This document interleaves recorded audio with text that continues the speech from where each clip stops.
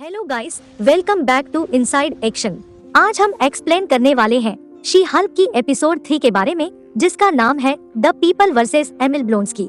वैसे मैंने पहले 2 पार्ट का लिंक प्लेलिस्ट बना के डिस्क्रिप्शन में डाल दिया है ताकि आपको ढूंढने में परेशानी ना हो। अब एक्सप्लेनेशन करने से पहले आप सबको एक रिक्वेस्ट है कि वीडियो को लाइक, शेयर और सब्सक्राइब जरूर कीजिएगा। अब कहानी के शुरुआत में जेनिफर ब्लोंस्की से मिलने डिपार्टमेंट ऑफ डैमेज कंट्रोल जाती है, जहां पर ब्लोंस्की अपनी सजा काट रहा था। अब गुस्से से जेनिफर उसे कहता है कि तुमने मना किया था अबोमिनेशन बनने को और कुछ गड़बड़ करने को, जबकि तुम जानते हो मैं तुम्हारा केस लड़ने वाला हूँ और जब कोर्ट ये वीडियो देखेगा तो हम केस हार जाएंगे। और उसे पूछती है इतना हाई सिक्योर जेल में होने के बावजूद तुम्हें किसने भागने में हेल्प किया था, जिसपे ब्लोंस्की कहता है मैंने तो बाहर निकलने से मना किया था और बाहर जाने के बाद अपनी मर्जी से फिर से अंदर भी आया था। वैसे मुझे सोर्सर सुप्रीम वोम यहाँ से बाहर निकाले थे। उसके बाद जेनिफर अपनी फ्रेंड निक्की को वोम के बारे में ज्यादा से ज्यादा इन्फॉर्मेशन निकालने को बोलती है, जिसपे निक्की वोम का प्रोफाइल निकालता है, जिसपे वो पहले कमरताज में लाइब्रेरियन था, बाद में वो सोर्सर सुप्रीम बन के न्यूयॉर्क में रहता है।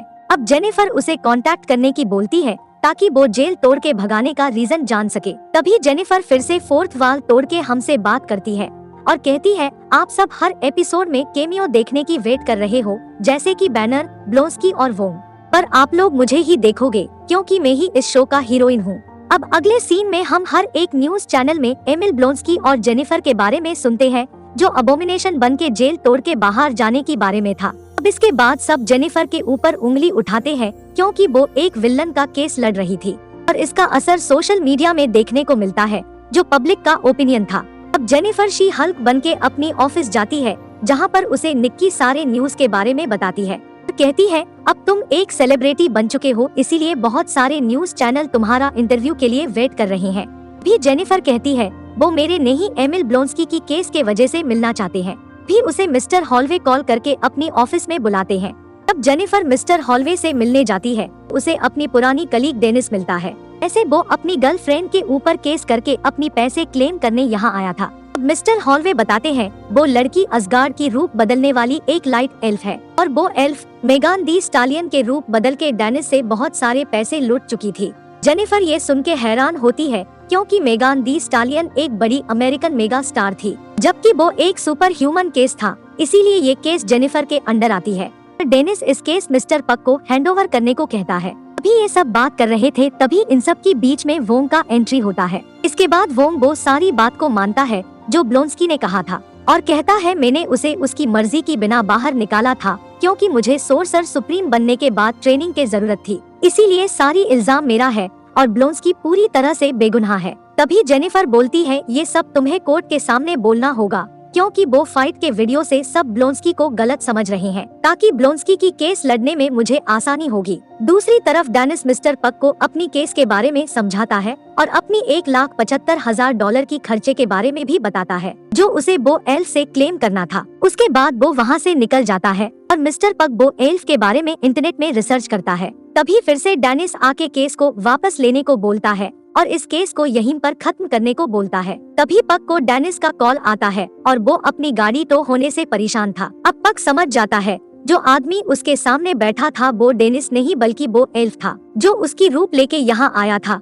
इसीलिए पक सिक्योरिटी को बुलाता है। अब वो एल्फ अपनी असली रूप में आके यहाँ से भाग जाती है। नेक्स्ट सीन में हम वो हाई सिक्योरिटी जेल को देखते हैं, जहाँ पर मीडिया वाले अपने न्यूज कवर कर रहे थे। वहाँ पर जेनिफर अपनी केस लड़ने पहुँचती है, जहाँ पर मीडिया वाले उसे गलत इल्जाम लगा रहे थे। दूसरे तरफ ब्लोंस्की को काउंसिल के सामने लाया जाता है, जहाँ पर काउंसिल पहले से सोच लिए थे उन्हें क्या फैसला करना है, क्योंकि वो सब लोग वो फाइट की वीडियो देख लिए थे। अब काउंसिल के मेंबर ब्लोंस्की को अपनी स्टेटमेंट देने को बोलते हैं, जिसपे वो कहता है मैं पूरी तरीके से बदल चुका हूँ और हर वो चीज के लिए मैं दुख और शर्मिंदा हूँ जिसको मैंने तबाह और तकलीफ दिया था। अब धीरे धीरे जेल के स्टाफ और मेंबर उसके तरफदारी करते हैं और बोलते हैं वो हमें पढ़ना और मेडिटेशन करना सिखाया है। अब काउंसिल को थोड़ा यकीन होने लगता है कि ब्लोंस्की अब बदल चुका है। तभी वोम एंट्री करता है और अपनी लेट से आने की कोर्ट से माफी मांगता है और वो ब्लोंस्की को जेल से भगाने के बारे में काउंसिल को बताता है। दूसरे तरफ डेनिस और एल्फ रूना का केस कोर्ट में स्टार्ट हो चुका था,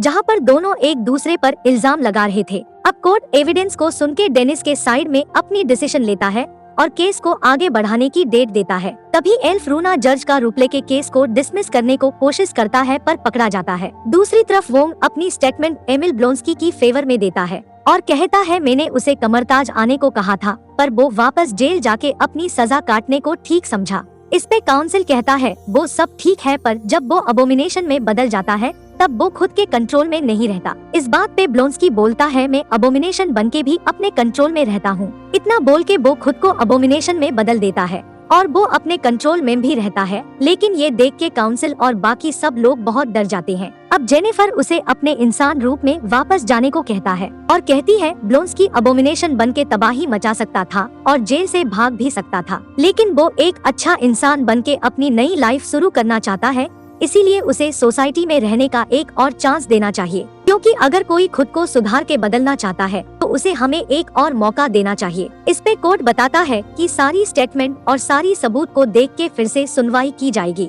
तभी कोर्ट वांग को ब्लोंस्की को जेल से भगाने की जुर्म में कार्रवाई स्टार्ट कर रही थी, तभी वो वहाँ से निकल जाता है। उस दिन का ट्रायल खत्म होता है और जेनिफर मीडिया से बचते वहाँ से निकल जाती है। अब रात को जेनिफर और निक्की पूरे दिन की स्ट्रेस दूर करने एक बार में बात कर रहे थे, तभी निक्की उसे सोशल मीडिया पर एक वायरल न्यूज दिखाती है।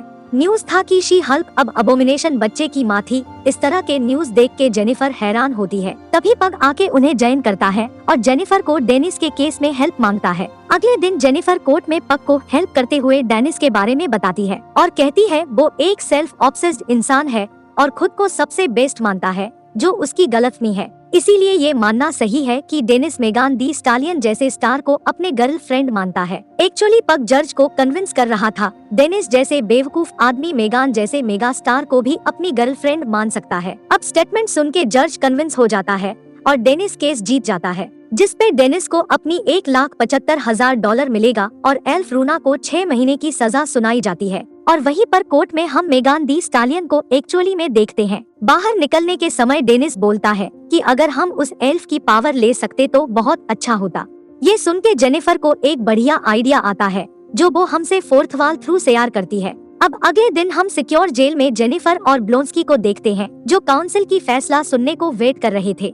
अब काउंसिल अपना फैसला सुनाती है और ब्लोंस्की को रिहा करती है, लेकिन उनका शर्त है कि ब्लोंस्की को कभी भी अबोमिनेशन नहीं बनना है और उसे हमेशा इनहिबिटर बैंड पहनना होगा। अगर वो कभी भी अबोमिनेशन में बदलता है तो उसे तुरंत जेल में डाल दिया जाएगा। दोनों काउंसिल की फैसला सुनकर बहुत खुश हो जाते हैं। अब जेनिफर सबका गलत सोच बदलने न्यूज में अपनी इंटरव्यू देती है, जिसपे वो ब्लोंस्की को सिर्फ अपना क्लाइंट बताती है जो उसके लिए केस लड़ रहा था, क्योंकि पूरे दुनिया को लग रहा था अबोमिनेशन और शी हल्क की अफेयर चल रहा है। अब रात को जेनिफर अपना घर आती है, तभी उसके ऊपर 4 लड़के हमला कर देते हैं। उन्हें देख के लग रहा था जैसे वो लोग न्यू आसगार्ड से हथियार चुरा के लाए हैं ताकि शी हल्क को मार सके। अब जेनिफर उन लड़कों को बहुत पीटती है और तभी एक आदमी उसे कुछ इंजेक्ट करना चाहती थी, पर उसका इंजेक्शन टूट जाती है और मार खा के सब वहाँ से भाग जाते हैं और उनकी बातों से पता चलता है कि कोई उन्हें ये काम करने भेजा था। अब जेनिफर अपने आप को देख के एक्सेप्ट कर चुका था और वो शी हल्क को पसंद करने लगा था। अब यहीं पर ये एपिसोड खत्म होती है।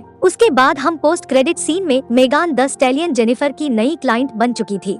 जब मिस्टर हॉलवे जेनिफर से मिलने उसके केबिन में आते हैं तो वो इन दोनों को डांस करते हुए देखते हैं और वहीं से वापस चले जाते हैं। आखिरी में हम दोनों को ट्वर्क करके एंजॉय करते हुए देखते हैं और यहीं पर ये एपिसोड खत्म होती है। तो दोस्तों ये थी आज की एक्सप्लेनेशन वीडियो। मुझे लगता है आप लोग एंजॉय किए होंगे, तो प्लीज अपना थॉट्स कमेंट जरूर कीजिएगा और चैनल की ग्रोथ में हेल्प कीजिएगा। तब तक के लिए मिलता हूँ आपसे अगले वीडियो में। Take care. और हाँ, प्रीवियस एपिसोड्स आपको प्लेलिस्ट में मिल जाएगी, तो देखना ना भूले।